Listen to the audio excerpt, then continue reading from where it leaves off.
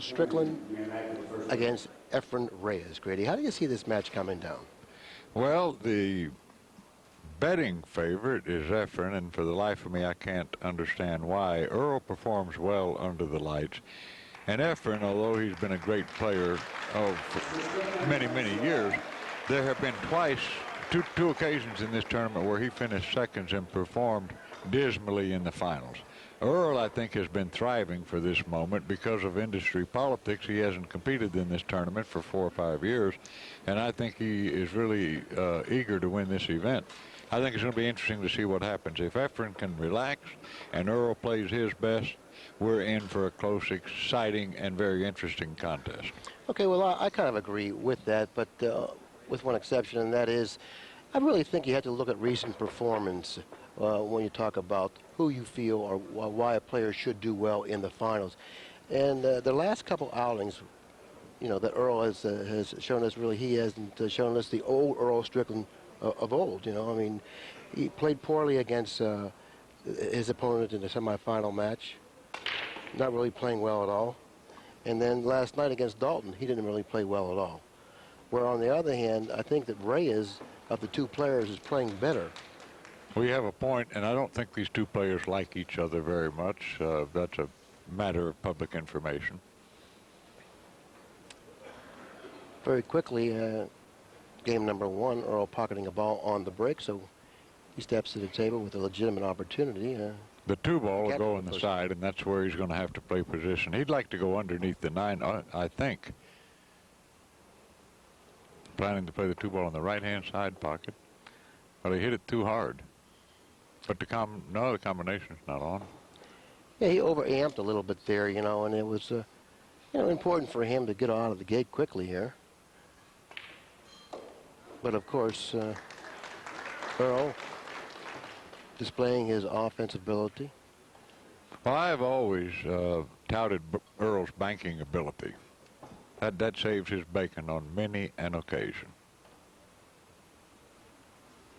And what Efren has to watch is the patented Earl Strickland long early lead. From that, there usually is no surcease. I think Efren would like to play kind of a long, drawn-out match, don't you? Oh, absolutely. Earl's really pacing very quickly around the table. A little quicker than normal, I think. You know, he went through that rack, you know, very, very quickly, like he just jumped up to shoot each and every shot. Yeah, that was only about a minute. We don't have a timer up here, but it couldn't have been much more than that. You know, what do you think he's trying to do? I think he's trying to pump himself up with his approach to game number one, the way he approached game number one.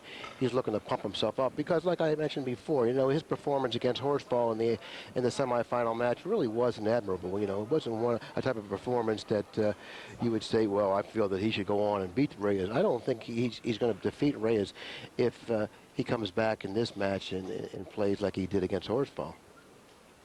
Well, we'll see what happens.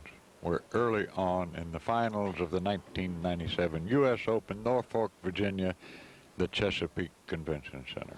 And he did get himself out of trouble by banking, I believe it was a 2-ball cross side, which really opened up the entire rack for him.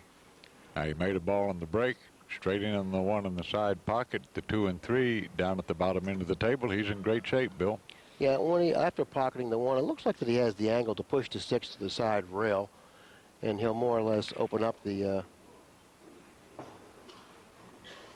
path to the 3-ball. Okay, now he's positioned the cue ball a little bit underneath the 2, and it looks like the angle that he has plays a little awkwardly here. Well, if he wanted to, he could even float over on the other side of the 3.